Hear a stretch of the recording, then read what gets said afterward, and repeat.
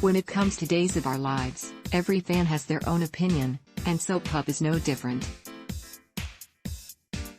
For 5 days we sat and watched the good, the bad, and everything in between, and now we offer you a handy review, and a cheeky critique, of the Days of Our Lives week that was. Days of Our Lives, a critic's week in review. The more I watch Days of Our Lives, the more I ask myself what's the point, and no soap opera should leave a fan with that question on their mind. What was the point of Dev Ali ruining the gender reveal cake? I could maybe understand if it was a delaying tactic because the devil has always employed those in the past. Remember when Devil rigged that chandelier to collapse during Bo and Billy's wedding? But after making everybody jump up in horror, Dev Ali just went, it's cherry filling, BTW the Westons are having a boy. What was the point of having TR Coates, William Christian, shoot Eli Grant, Lamone Archie, and then begin infiltrating Lanny Price Grant, Sal Stowers, and Paulina Price's, Jack A. Harry, lives if that storyline is just going to be ignored and allowed to play out off-screen? I mean, have we even picked up that thread in the past 2 weeks?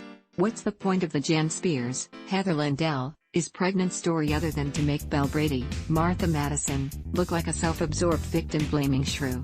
And the less said about Days of Our Lives trying to equate Sean Brady's, Brandon Beamer, rape to John Black, Drake Hogestyn, and Marlena Evans Black's, Deidre Hall, affair the better. What's the deal with Anna Fredericks Damaris, Leanne Hunley, predicament? Are they actually going to go the whole hog and actually do a rich lady in prison storyline? Or, as is more likely the outcome, will Anna soon be out of sight and out of mind? And what is the point of Eric Brady's, Greg Vaughn, return? Days has practically ruined his character, what with having him walk out on his newly acquired wife for months on end and then not having to be forced to shoulder one iota of the blame for their subsequent split. Eric did Nicole Walker, Ariane Zucker, all kinds of wrong, and vice versa, and I for one don't want to see them reunite, and I also don't have any interest in seeing him paired with anyone else that he may or may not run out on or expect to bend to his every whim. Further Days musings. Did anyone else notice that the Days writing team didn't even bother to come up with an excuse as to why Hope Brady, Christian Alfonso, wasn't at the gender reveal party? I wonder how much Wally Kurth was paid for those 2 scenes that Justin Kiriakis was in, during which he had about as many lines? Missed opportunities. Who else wanted to see that awkward car ride shared by Clyde Weston, James Reed, Roman Brady, Josh Taylor, and Kayla Brady, Mary Beth Evans? Ron Carlivati has never met a gimmick that he didn't like, and Days of Our Lives is a more gimmicky soap than most. Yes, Maskgate has become a little unwieldy, and I wholeheartedly agree that Devilgate must come to an end post-haste, but sometimes said gimmicks are cutesy and fun.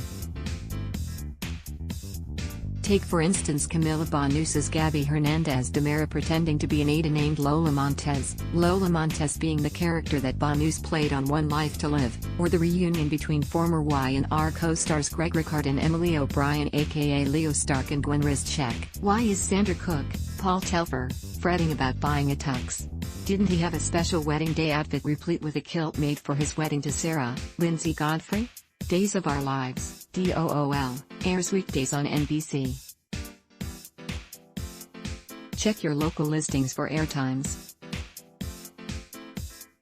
For more about what's coming up in Salem, check out all the latest that's been posted on Days Spoilers, and for an in-depth look at the show's history, click here. Ad block test, why?